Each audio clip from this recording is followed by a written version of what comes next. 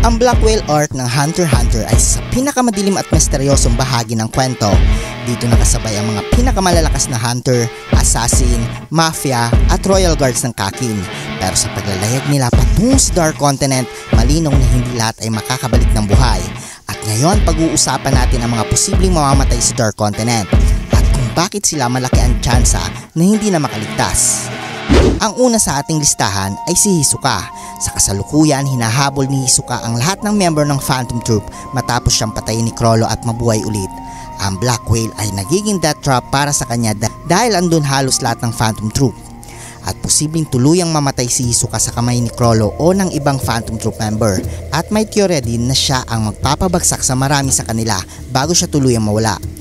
Ang pangalawa sa ating listahan ay ang members ng Phantom Troop. Ang Phantom Troop ay papunta sa Black Whale para sa sariling misyon, protektahan ang mga taga Meteor City at hanapin si Hisoka. At ayon sa author, halos lahat ng Phantom Troop ay may death flag na. Si Phaeton, Finks, Machi at Nobunaga ay malamang na makakalaban ni Hisoka o ng ibang faction tulad ng Zodiacs o Beyond Netero Expedition Team. At ang pangatlo, si Kurapika. Siya ngayon ang tagapangalaga ng Kakin Princess at ginagamit ng labis ang Emperor Time na mabilis na magpapababa ng buhay niya.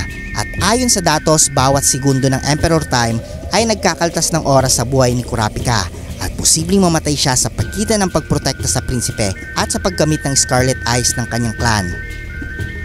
Ang pangatlo, si Chidel at ang Zodiacs. Kasama sila sa Beyond Netero Expedition Team papunta sa Dark Continent at lahat sila aware na ang mortality rate ng mga pumupunta doon ay higit sa 99% at baka mamatay ang ilan sa kanila sa mismong paglapag pa lang sa lupa ng Dark Continent at kung saan may mga nilalang na mas malakas pa sa Chimera Ants. Panglima, si Beyond Netero.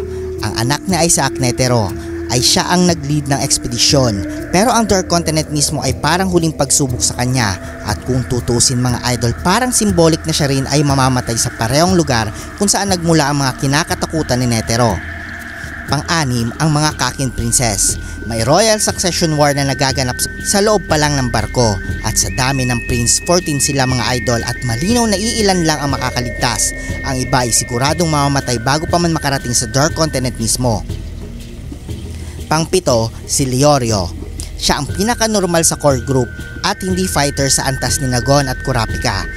Kung sasama siya sa Dark Continent mission, posibleng siya ang magpresenta ng human loss o emotional trigger sa kwento. At ang pangwalo, si Gon Freaks. Si Gon ay kasalukuyang powerless matapos ang laban kay Pito at baka bumalik sa story sa huling bahagi ng Dark Continent arc. At hindi siya malamang mamamatay agad pero posible siyang magtaglay ng bagong Nen o masakripisyo ulit ang sarili para sa new generation of hunters. Ang Dark Continent ay hindi lang bagong lokasyon, ito ay isang simbolo ng kamatayan at takot mga idol. Kaya ang tanong dito, sino ang handang humarap sa dilim at sino ang tuluyang mawawala? I-comment mo kung sino ang sa tingin mo ang unang mamamatay at kung sino ang sa tingin mo ang makakaligtas hanggang sa dulo. Kung nagustuhan ang video nito, huwag niyong kalimutan mag-like at subscribe at i-hit ang notification bell button para updated kayo palagi sa ating video. Maraming salamat.